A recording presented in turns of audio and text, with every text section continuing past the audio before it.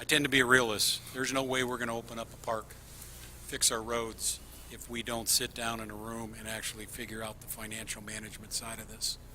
It's just too expensive. And I sat through and participated in that transportation summit.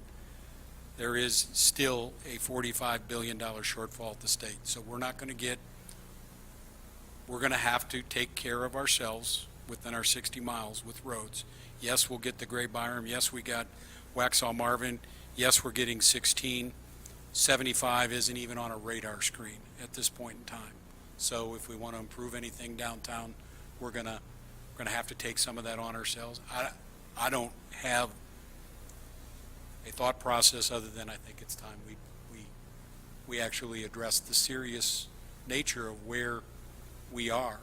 We've gotten there because, quite frankly, our 93-7 split on tax base. We are a bedroom community, but we like to think we're something else, and we're now at that break point to be able to fund what we want in the future. We can continue to operate, but we can't fund the future right now. And so it is, we are where we are. I think it should be one of our policies, one of our goals, to present ourselves as financially responsible as possible. Having had the benefit of that day in Pittsburgh, the things that had been done there and in some of their towns in Chatham County was to make sure that the fund balance was under control, ours is, that you were putting aside money for your CIP on a regular basis, that you weren't skipping years, and you were funding it always, and you were spending it as you proposed. In other words, you were planning ahead and you were executing your plans. That's what the bonding agencies were looking for: fiscally responsible town or county management.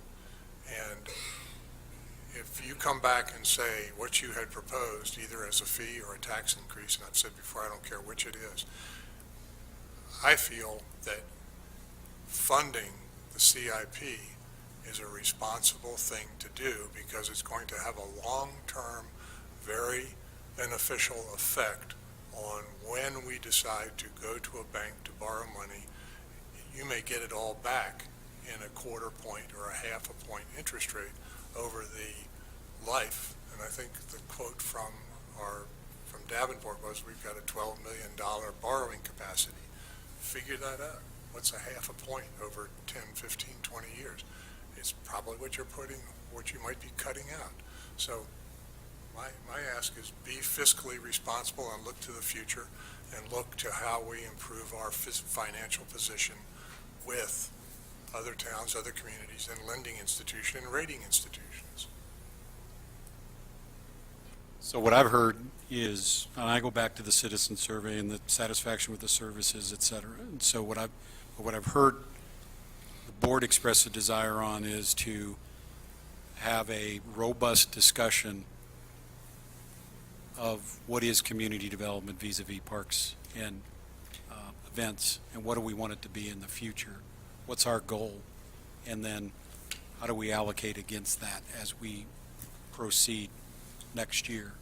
I understand we can't get there before June, July, August, but have that discussion about what is our goal, and how to let the subject matter experts come back and say, hey, given that goal, here's what you're going to have to do.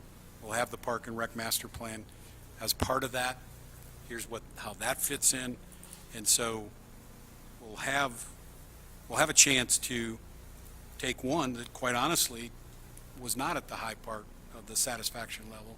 I think the community was telling us, go take a look at it, so let's go take a look at it. Maybe we should have done it earlier this year.